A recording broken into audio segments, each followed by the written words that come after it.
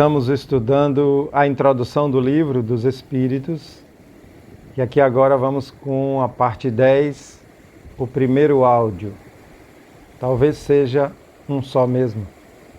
No áudio anterior, Kardec estava fazendo as argumentações contra a oposição que recebeu o trabalho da revelação dos Espíritos. Então ele estava mostrando todo tipo de oposição e os argumentos que ele tem, que ele teve também na época. E agora na parte 10 ele vai continuar falando desses opositores. Uns opositores de boa vontade, outros nem tanto. Então vamos lá ao texto. Entre as objeções, há as mais sutis, pelo menos na aparência, porque tiradas da observação e feitas por pessoas sérias. Então, objeções são oposições, rejeições. Então, entre aqueles que faziam oposição ao trabalho da doutrina, rejeitava as novas revelações, as novas ideias, tinha uns que faziam com observação e com seriedade. É sobre esses que ele vai comentar agora.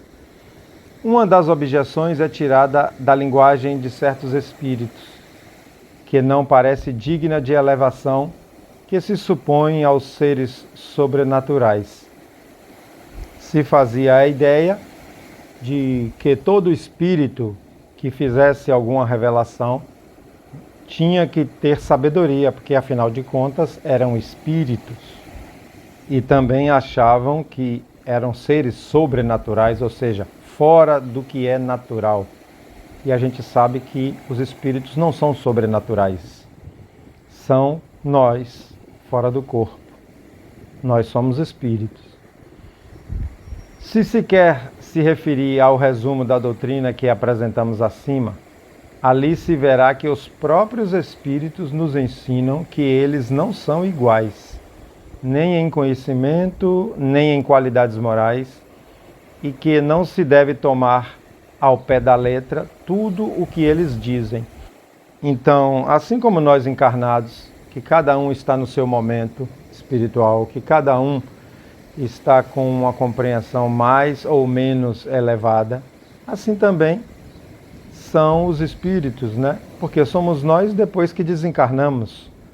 Eu, você, quando desencarnarmos, vamos levar o grau de conhecimento das coisas espirituais que temos agora.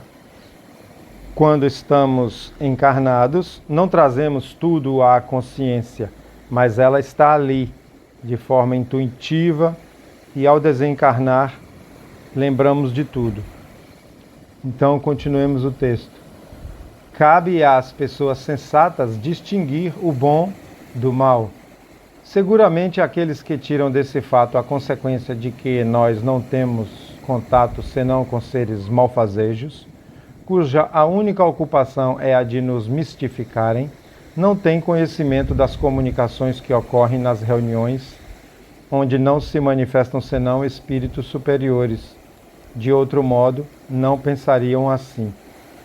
Então, espíritos de todas as dimensões se comunicam. Aqueles que já têm um grau de consciência mais elevado, que a doutrina chama de superiores, e aqueles que ainda não avançaram também se comunicam. E é isso que os opositores não tinham consciência. Vamos ao texto. É lamentável que o acaso os tenha servido tão mal por não lhes mostrar senão o lado mal do mundo espírita, porque queremos supor que uma tendência simpática atrai para eles os maus espíritos antes que os bons, os espíritos mentirosos ou aqueles cuja linguagem é revoltante de grosseira. Poder-se-ia, no máximo, disso concluir que a solidez dos seus princípios não é tão potente para afastar o mal e que, encontrando um certo prazer em satisfazer sua curiosidade a esse respeito, os ainda maus espíritos disso aproveitam para se introduzir entre eles, enquanto que os já bons se afastam. Então, Kardec levanta a hipótese de que, nas observações, nos estudos que esses opositores fizeram, se apresentaram a eles os espíritos ainda inferiores. E ainda supõe que foi por sintonia. Julgar a questão dos espíritos sobre esses fatos seria tão pouco lógico quanto julgar o caráter de um povo pelo que se diz, se faz, numa assembleia de alguns estouvados ou de gente de má fama, a qual não frequentam nem os sábios nem as pessoas sensatas. Estouvados são imprudentes, precipitados. Então, ele está comparando aqui, dizendo que tirar conclusões de comunicações que apenas se apresentaram espíritos ignorantes é como chegar numa assembleia onde as pessoas também são assim, ignorantes, imprudentes, precipitados, e tirar a conclusão de um povo sobre aquele grupo. Então, se referindo a esses observadores, ele continua: essas pessoas se encontram numa situação de um estranho que, chegando a uma grande capital, pelo mais feio lugar, julgasse todos os habitantes pelos costumes e pela linguagem desse bairro ínfimo. No mundo dos espíritos há também uma boa sociedade e uma sociedade má. Que essas pessoas estudem o que se passa entre os espíritos sábios e elas ficarão convencidas de que a cidade celeste encerra outra coisa além dos estouvados. Mas perguntam: os espíritos sábios vêm entre nós? A isso respondemos: não ficai no porão escuro, vede, observai e julgareis. Os fatos aí estão para todo mundo, a menos que não seja a elas que se apliquem essas palavras de Jesus. Têm olhos e não veem, ouvidos e não ouvem.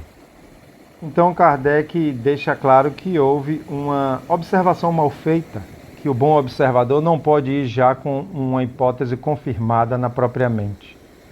Vamos seguir. Uma variante dessa opinião consiste de não ver nas comunicações espíritas, em todos os fatos materiais a que elas dão lugar, senão intervenção de uma força diabólica, novo Proteu que revestiria todas as formas para melhor nos enganar. Proteu é uma divindade marinha que muda as aparências para os humanos não se aproximarem com perguntas. Proteu não gostava de contar as suas premonições. Então, toda vez que um humano se aproximava, ele mudava de aparência. E Kardec fez essa comparação para se referir a mais um tipo de opositor, que achava que ali tinha uma força do diabo e que podia falar como sábio, falar como ignorante, mudando como Proteu. Não a cremos suscetível de um exame sério. Por isso, nessa opinião, não nos deteremos. Ela se encontra refutada por aquilo que acabamos de dizer.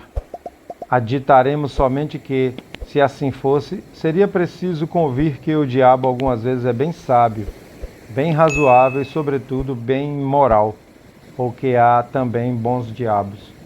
Está dizendo que se realmente fosse uma coisa do diabo, ele estava passando mensagens bonitas, mensagens de amor, e que poderia até achar que tem diabo bom. Como crer, com efeito, que Deus não permite senão ao espírito do mal de se manifestar para nos perder, sem nos dar, por contrapeso, os conselhos dos bons espíritos? Então Deus não ia deixar que só comunicasse os maus espíritos, né? Aqueles que ainda estão mergulhados nas paixões. Não, os bons também se comunicam, aqueles que já são mais maduros, mais adiantados. Se ele não pode, não tem poder. Se ele pode e não faz, isso é incompatível com a sua bondade, falando de Deus, né? Então o que ele raciocinou foi: se Deus não manda os bons espíritos porque não pode, ele não tem poder. Se ele não quer, ele não tem bondade. Então isso é ilógico. Uma e a outra suposição seria uma blasfêmia. Notai que admitir a comunicação dos maus espíritos é reconhecer o princípio das manifestações. Ora, do momento que elas existem, isso não pode ser senão com a permissão de Deus. Então, se esse grupo de observadores já reconhece que teve comunicação de espíritos ainda inferiores, é porque ele já confirma que pode se comunicar, né? E se pode, é com a permissão de Deus, ou seja, está nas leis naturais. Como crer sem impiedade que ele não permite senão o mal, com exclusão do bem? Uma tal doutrina é contrária às mais simples noções do bom senso e da religião. Então entendemos aqui que espíritos de todo nível evolutivo se comunicam e que esses últimos observadores pesquisaram apenas as comunicações daqueles espíritos ainda ignorantes. E aqui terminamos essa parte 10. Foi um áudio único. Jesus abençoe nossas famílias, nossos lares.